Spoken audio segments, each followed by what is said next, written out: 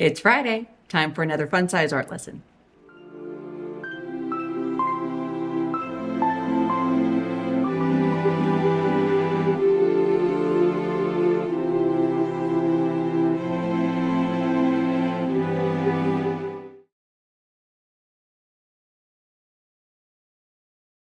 I've got a lot of paint. Maybe too much. Maybe definitely. It's okay. I'm not sure I've ever properly swatched most of this, so that's what we're going to do today. Let's go swatch some oil paint. I've got a big pad of Frederick's canvas paper. Canvas paper isn't something that I use for any sort of finish painting, but it comes in handy for testing and practice. Here I'm just folding the canvas paper in half and cutting, folding in half and cutting again and again. I keep doing this until I have little strips, roughly 2 by 5 inches. I'm not measuring or being particular about this in any way. Even though Picasso is coming to check my work, I'm not worried about these being perfect. A lot of these paints I won't ever purchase again once I use up the tube, so once this tube is empty, I'll just toss the swatch strip. On the back of the canvas paper, I'm writing both the color and the brand. There are some colors that I have in 3 or 4 different brands, so I want to see what the differences are in the color and pigment strength. You may notice that I'm underlining the names of some of these in hot pink. The reason why is that these are paints that I've had since college. Yeah, they are 20 years old and still usable. Unfortunately, the age of these paints means that they were made when they still contained actual cadmium and other dangerous heavy metals. If I'm going to use these, I need to use extra caution, or maybe even dispose of them entirely. Either way, I want to make a note of which ones they are. And yes, a video on studio safety will be coming soon too. On the textured side of the canvas paper, I'm using my palette knife to take a bit of titanium white and drag it down the canvas strip. Then I'm taking a bit of the paint from the tube and starting at the opposite end, blending down the strip with a brush.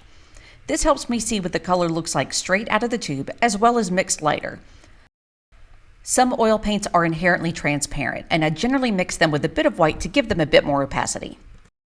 And now repeat, over and over and over and over again. Like I said, I've got a lot of paint colors, so making a whole lot of swatches. No matter what medium you're working in, it's important to swatch your colors. You know the saying, don't judge a book by its cover? Well, don't judge a paint color by the tube either. Packaging on paint tubes can be really off from the actual color. This tube of phthalo deep green looks almost black. When I swatched it, not only is it nowhere near as dark as I thought, it's also considerably more blue. I love using the color Naples yellow, but it looks nothing at all like the label. Also, if a tube says flesh tone, don't buy it. I don't know why I have this. No one in the history of the planet has ever been the color that comes out of a paint tube that says flesh tone. For these 3 tubes of ultramarine blue, the labels all varied a bit in color, but the paint from all 3 tubes was pretty much identical in shade. And black paint is just black, right? No. This ivory black from Winsor & Newton is a pretty straightforward black.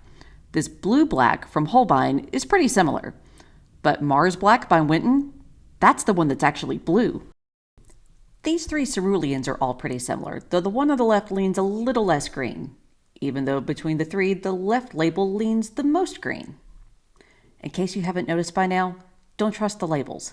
Take them as a suggestion, but not as concrete evidence.